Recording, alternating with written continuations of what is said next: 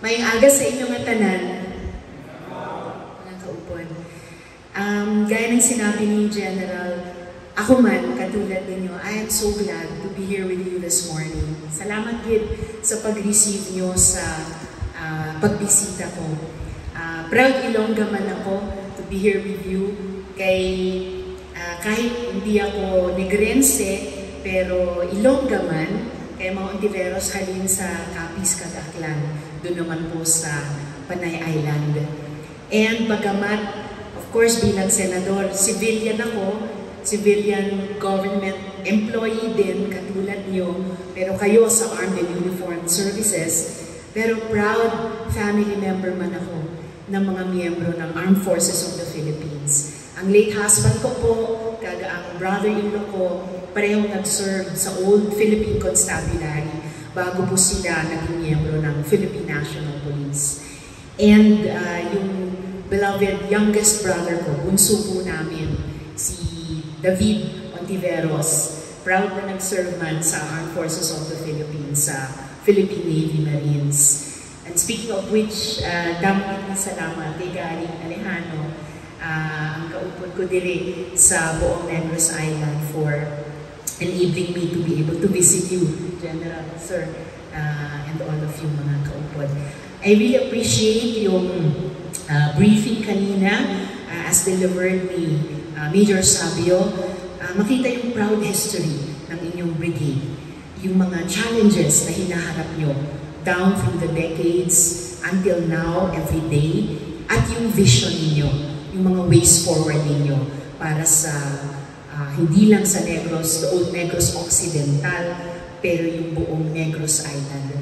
Na tingin ko sa ating archipelago, dahil lalo na din sa Visayas, mostly we are an island region, magandang pag-aralan ng ibang mga isla because every island sa Republika natin mayroong Armed Forces of the Philippines kung papaano pwedeng i-maximize yung capacities both ng civilian sector kad ng Armed and Uniformed Services for national development.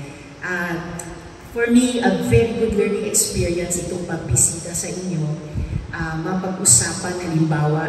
And ito, sinishare ko kina General Lumos mo kanina sa briefing, concern ko ever since as a health advocate, kahit sa Senado, yung mental health man ng ating mga kababayan, even here in the Armed Forces, dahil napaka-challenging talaga ng profession nyo, and given the history of our country and our current challenges and current potentials. So sa ganitong mga high-stress professions natin, whether sa Senate na kailangan mag-imbestiga ng flood control scams or sa inyo po dito sa Philippine Army facing the different security challenges, importante pa rin alagaan at gamutin kapag become under stress yung ating mental health bilang mga tao. Napag-usapan din po namin since earlier this morning yung modernization ng Armed Forces. I support the AFP Modernization Program hanggang pa sa Horizon 3 and masaya akong ikwento sa inyo that there is wide support in the Senate for the Modernization Program. Lalo na habang nagpipivot kayo palabas sa national defense, alam nyo naman yung challenges natin, for example, vis-a-vis China sa West Philippine Sea, kahit sa Taiwan Strait, kahit sa Eastern Seaboard.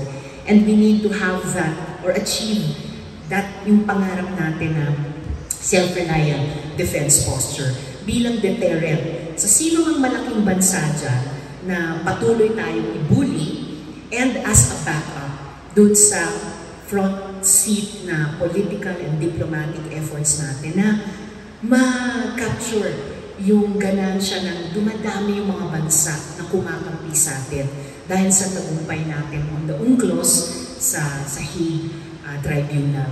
So yung modernization, napaka-importante po. Also in relation sa ating mga reserves, na pag-uusapan din namin ni na General Lumos mo kanina at yung isang officer ninyo in charge of the reserves, the key role na kami mga civilian can play in the reserves alongside yung Armed Forces of the Philippines.